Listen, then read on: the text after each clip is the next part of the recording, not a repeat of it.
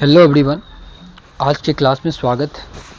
Child development and pedagogy, जो कि CTET, केवीएट, डीई, ट्रिपल एसबी, एनबीएस सारे एग्जामों की दृष्टि से इम्पोर्टेंट है। आज की क्लास में हम सीखेंगे प्रिंसिपल ऑफ फिजिकल ग्रोथ। शारीरिक वृद्धि के कौन कौन से सिद्धांत हैं, उन सारे सिद्धांतों को जानेंगे और उनका एग्जाम्पल भी देखेंगे। आइए देखते हैं।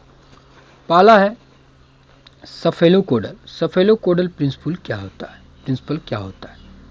सिर पदाभिमुख सिद्धांत में क्या होता है? किसी भी व्यक्ति का जो विकास होता है ऊपर से नीचे की तरफ होता है। मान लो कि यह कोई व्यक्ति है, उनका जो है विकास जो होगा, उसका जो विकास होगा ऊपर से नीचे की तरफ होगा। क्या होगा? ऊपर से नीचे की तरफ होगा इनका विकास। हम अक्सर देखे होंगे बच्चों को, बच्चा जो है ना पहले हाथ हिलाना सीखते हैं। क्या करते हैं? हाथों को हिलाना सीखते हैं, हाथों को हिलाते हैं। इसके बाद बच्चे क्या होते हैं? बच्चे जो है ना घिसटना सीखते हैं। घिसटना क्या करते हैं? बच्चे जो है ना घिस कर चलते हैं।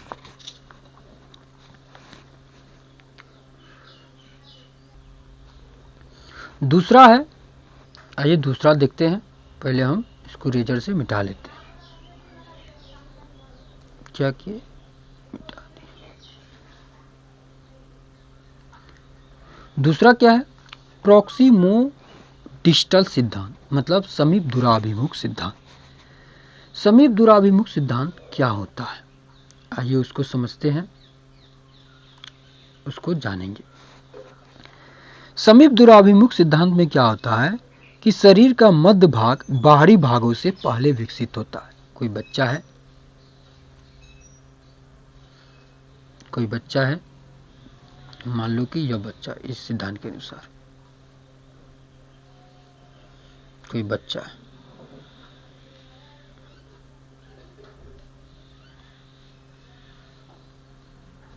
तो इसमें क्या हुआ? शरीर के बीच वाले भाग पहले विकसित होगा। इसका कहने का मतलब है कि मेरुदंड जो होता है शरीर के बाहरी भागों से पहले विकसित होता है। जो मेरुदंड होता है या रीढ़ की हड्डी जो होता है, ये शरीर के बाहरी भागों से पहले विकसित होता है। जो हमारे मेरुदंड जो होता है, यह पहले मेरुदंड का विकास होता है, बाद में शरीर के बाहरी भागों का विकास होता है। मेरुदंड का विकास क्या हुआ? पहले होगा, विकास पहले होगा।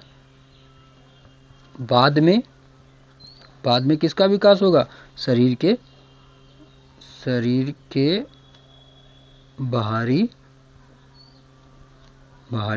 भाग का। तो कहने का मतलब हुआ कि बच्चे का जो विकास होता है पहले शरीर के बीच वाले भाग का होगा, इसके बाद बाहरी वाले भागों का होगा। उदाहरण के तौर पर तो बच्चे में क्या होता है? बच्चों में जो भुजाओं का जो विकास होता है वह हाथों से पहले होता है। जो भुजा होता है, ये जो भुजा है, यह हाथ से पहले होगा। भुजा का जो विकास होगा वह पहले होगा। भुजाओं का विकास क्या होगा? हाथों से पहले होगा।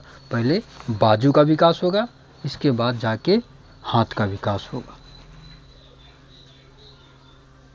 आइए अब चलते हैं ऑर्थोजेनेटिक प्रिंसिपल की ओर। ऑर्थोजेनेटिक प्रिंसिपल क्या होता है? इसको पहले मिटाते हैं रेजर से।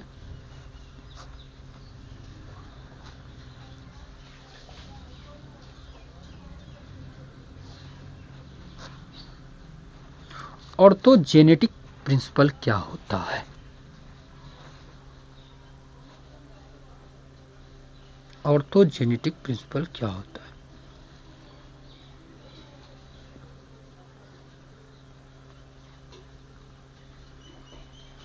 ऑर्थोजेनेटिक प्रिंसिपल किसे कहते हैं? इस सिद्धांत के अनुसार बड़ी मांसपेशी छोटी मांसपेशी से पहले विकसित होता है। क्या होता है? बड़ी जो मांसपेशी होती है वो छोटी मांसपेशी से पहले विकसित होता है। कहने का मतलब हुआ पहले सूक्ष्म गतीय कौशल जैसे लिखना सीखने से पहले बच्चे स्थूल्य गतिक कौशल करते हैं। तो हमने आगे पिछले वाले प्रीवियस क्लास में क्या पढ़ा था, सूक्ष्म गतीय कौशल और स्थूल्य गतीय कौशल। सूक्ष्म गतीय कौशल किसे कहते हैं, मतलब वैसी स्किल जिसे करने के लिए हमें सूक्ष्म मांसपेशी की जरूरत पड़ती है। मतलब वैसे स्किल जिसकी सहायता से हम छोटी मांसपेशी की सहायता से हम जो स्किल करते हैं उसको हम क्या बोलते हैं, सूक्ष्म गतीय कौशल बोलते हैं। स्थूल गतीय कौशल क्या था, वैसी क्रियाएं जिसे करने के लिए हमें बड़ी मांसपेशी की जरूरत होती है, जिसको हम बोलते थे, क्या बोलते थे, fine motor skill. Fine motor skill नहीं, क्या था, तो याद करो, कल ही पढ़ाए थे। सूक्ष्म गतीय कौशल को क्या बोलते थे, फाइन मोटर स्किल बोलते थे, और स्थूल गतीय कौशल को क्या बोलते थे, ग्रोस मोटर स्किल। इन दोनों को हम लोगों ने अच्छी तरह से समझ लिया था। तो इस ऑर्थोजेनिक प्रिंसिपल में क्या होता है कि अधिक जटिल मांसपेशियां गतिविधि विकास जो है पहले सरल मांसपेशी गतिविधि की महारत के साथ शुरू होता है। कहने का मतलब हुआ कि यदि छोटी मांसपेशी का जो विकास होगा, मतलब फाइन मोटर स्किल का जो विकास होगा, वह पहले बड़ी मांसपेशी का जो विकास है, मतलब ग्रोस मोटर स्किल डेवलपमेंट पहले होगा, इस सिद्धांत के अनुसार, ऑर्थोजेनिक प्रिंसिपल के अनुसार। तो आज के क्लास में इतना ही। वीडियो अच्छा लगा तो लाइक करें, सब्सक्राइब करें और बेल आइकन को प्रेस करना न भूलें। यह बहुत ही इम्पोर्टेंट है, सारे एग्जाम में भर भर के इससे क्वेश्चन आते हैं। चलिए आज के क्लास में इतना ही। जय हिंद।